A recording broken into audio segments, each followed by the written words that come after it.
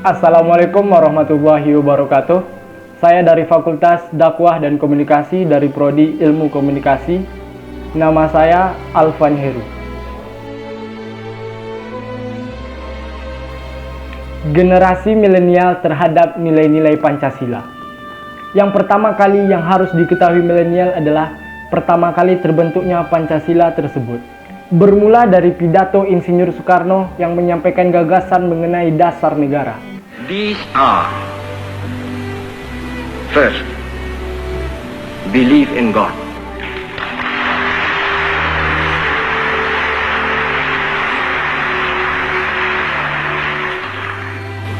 Second, nationalism. Third,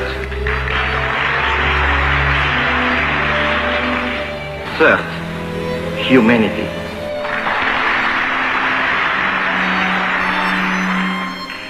Fourth, democracy.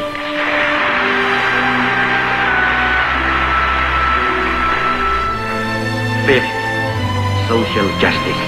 Pada tanggal 29 Mei, Badan Penyidik Usaha Persiapan Kemerdekaan Indonesia atau BPUPKI mengadakan rapat dengan tema Dasar Negara. Hingga beberapa hari rapat berlangsung, tidak menemukan titik terang tentang dasar negara. Terbentuklah Panitia 9 yang diketuai oleh Insinyur Soekarno. Melalui diskusi antara panitia kecil dan BPUPKI, terbentuklah panitia yang terdiri dari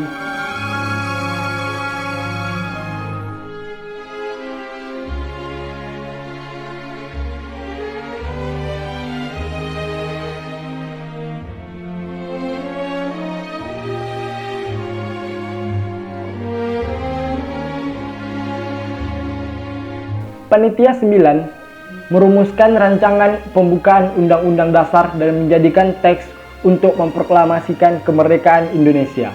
Pada 8 Agustus 1945, sidang PPKI yang pertama, rumusan masalah tersebut dinyatakan sah sebagai dasar negara Indonesia.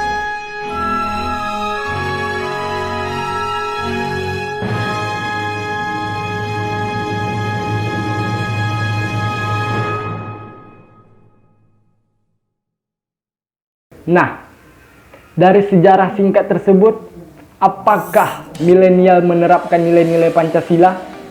Nilai yang tergantung dalam Pancasila yaitu semangat bersatu, menghormati perbedaan, rela berkorban, pantang menyerah, gotong royong, patriotisme, nasionalisme, optimisme, harga diri, kebersamaan, dan percaya pada diri sendiri.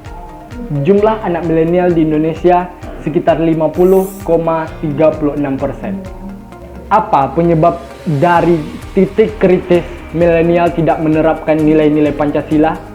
Yaitu dari kemajuan teknologi yang disalahgunakan. Fakta menunjukkan bahwa milenial identik dalam penggunaan teknologi internet di usia 10 sampai 34 tahun. Pengguna internet yang berusia 55 tahun hanya sebesar 2%. Di kalangan mahasiswa, pengguna internet mencapai 89,7%, di kalangan kelompok pelajar mencapai 69,8%, dan pada kelompok kalangan pekerja 58,4%. Penggunaan sosial media dan mendapatkan informasi dengan persentase masing-masing sekitar 79,13% dan 50,97%. Sedangkan tujuan penggunaan internet lainnya untuk hiburan sekitar 45,07%, mengerjakan tugas sekolah 25,87%, mengirim atau menerima email 21,10%, pembelian atau penjualan barang dan jasa online 10,82%, fasilitas finansial 5,08%, dan lainnya 12,84%. Terbukti memberikan jaminan dan kecepatan dalam memperoleh informasi, tetapi seringkali malah menimbulkan jarak dan membuat tidak komunikatif.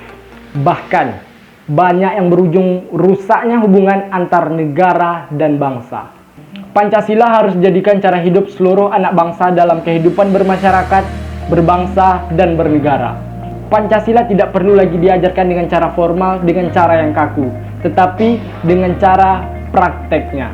Nah, dalam melaksanakan langkah itu, perlu diwadahi oleh kelembagaan untuk bersama-sama menerapkan nilai Pancasila melalui sistem yang caranya yang kekinian. Nah, inilah tugas kita sebagai milenial, yaitu untuk tetap menjaga dan melestarikan Pancasila agar fungsi dan nilainya tidak punah. Kita hanya perlu berkembang dan belajar dengan apa yang kita minati. Dengan demikian, kita dapat menerapkan nilai-nilai Pancasila untuk kemajuan bangsa dan negara. Baiklah, itulah tadi sedikit penjelasan tentang generasi milenial terhadap nilai-nilai bangsa. Sekian, wassalamualaikum warahmatullahi wabarakatuh.